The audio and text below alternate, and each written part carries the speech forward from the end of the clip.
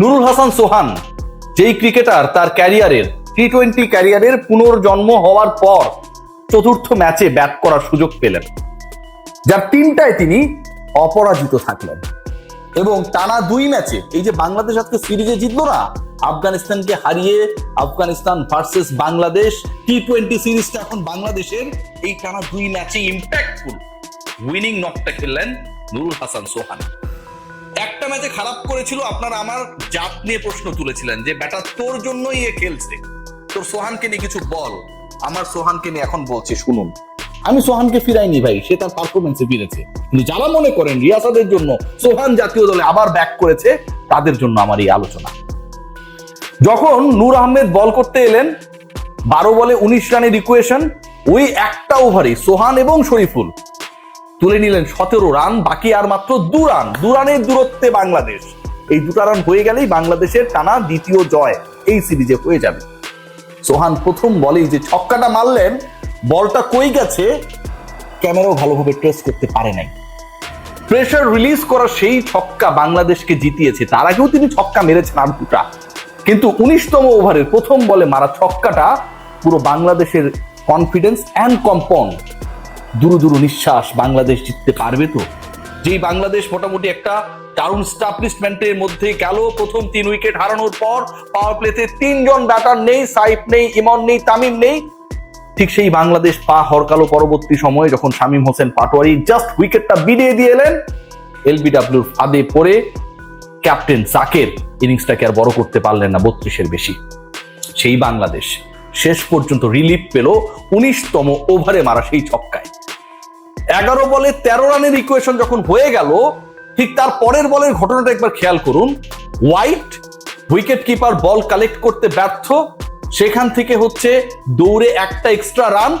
সোহানের ক্ষিপ্রতায় যখন তিনি striking and থেকে নন স্ট্রাইকিং এন্ডে দ্বিতীয় এক্সট্রা রানের জন্য দৌড়াবেন, 22 রানের জন্য দৌড়াবেন, পড়ে যাওয়া শরীফুল, নন স্ট্রাইকিং এন্ডে পড়ে যাওয়া শরীফুল দৌড়ে কমপ্লিট করলেন।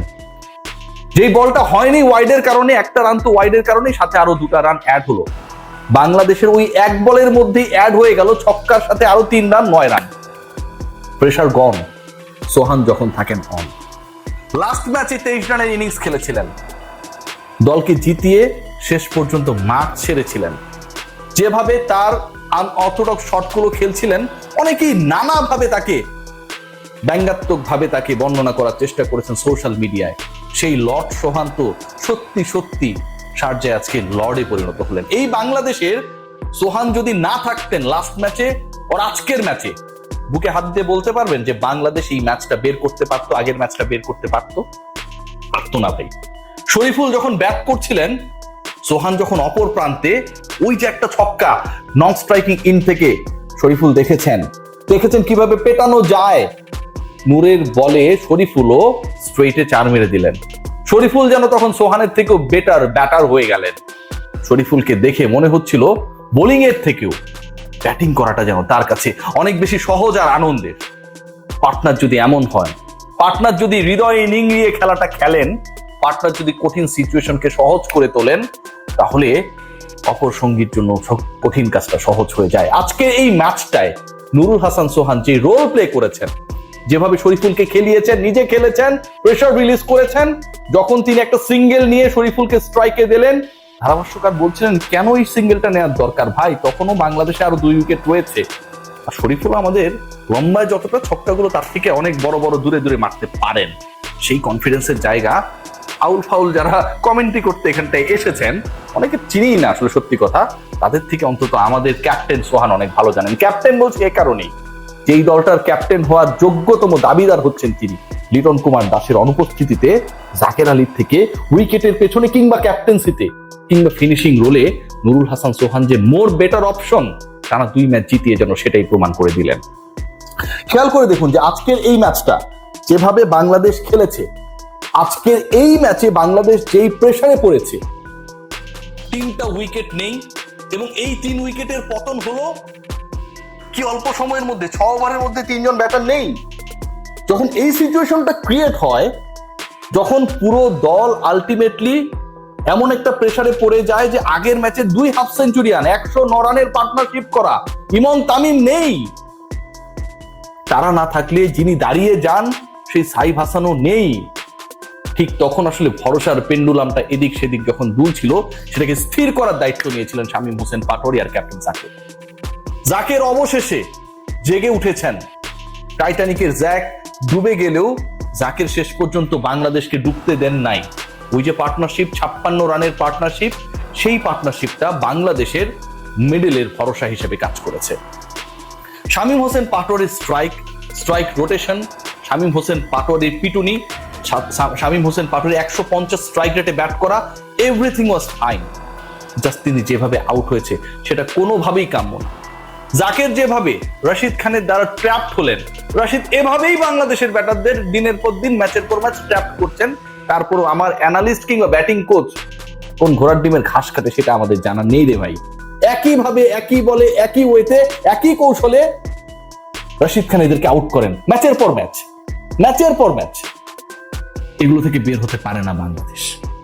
নুরুল হাসান সোহান আজকে যদি না থাকতেন, আর বোলিং ডিপার্টমেন্টের ক্ষেত্রে নাসুম আহমেদ যদি কিপটেমি বোলিংটা না করতেন, বাংলাদেশে আজকে সত্যি খবর ছিল। খেয়াল করে দেখুন, শেষের দিকে মুস্তাফিজের কামব্যাক বোলিং বল হাতে অসাধারণ ছিল। শেষের দিকে যেভাবে একটা টেন্স সিচুয়েশন তৈরি হয়েছিল, অন্তত তারা যখন পার্টনারশিপ করছিলেন যে বাংলাদেশ কি শেষ পর্যন্ত তাদের অ্যালাউ করবে 160 প্লাস স্কোর করতে, সেটা শেষ পর্যন্ত হয় নাই। রিশাদ যেভাবে মার খেয়েছেন, 11 প্লাস ইকোনমিতে রান দিয়েছেন উইকেট টেকিং হলেও অন্যদের জন্য একটা ভয়াবহ সিচুয়েশন ক্রিয়েট হয়েছিল। বাংলাদেশ টিমে এই ম্যাচে আমি মনে করি মুস্তা শেষের দিকে কামব্যাক করার চেষ্টা করলেও ম্যাচ বিবেচনায়, উইকেট বিবেচনায়, আউটফিল্ডের ধরন কিংবা আকৃতি বিবেচনায় মুস্তাফিজের থেকে মোর ইম্পর্টেন্ট হতে পারতেন আজকের দিনও তানজিম সাকিব। কেন তিনি খেলেন নাই আমি জানি না। আজকের দিনও বাংলাদেশ দল একটা দারুণ শিক্ষা পেল, অভিজ্ঞতা পেল। সেটা হচ্ছে চাপকে কিভাবে জয় করতে হয়। যখন টানা 3 উইকেট চলে গেল, তারপরে পার্টনারশিপ, এরপর টানা 2 উইকেট চলে যাওয়া, তারপরে আর পার্টনারশিপ হয় না। পার্টনারশিপ হয় একদম শেষে গিয়ে 9ম উইকেটে 2 উইকেটের জয় এনশোর করার ক্ষেত্রে।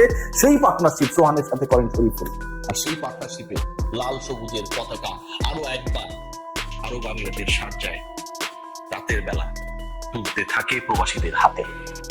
অসাধারণ খেলেছে Bangladesh. I love Sohan and I will fight for him till my last voice.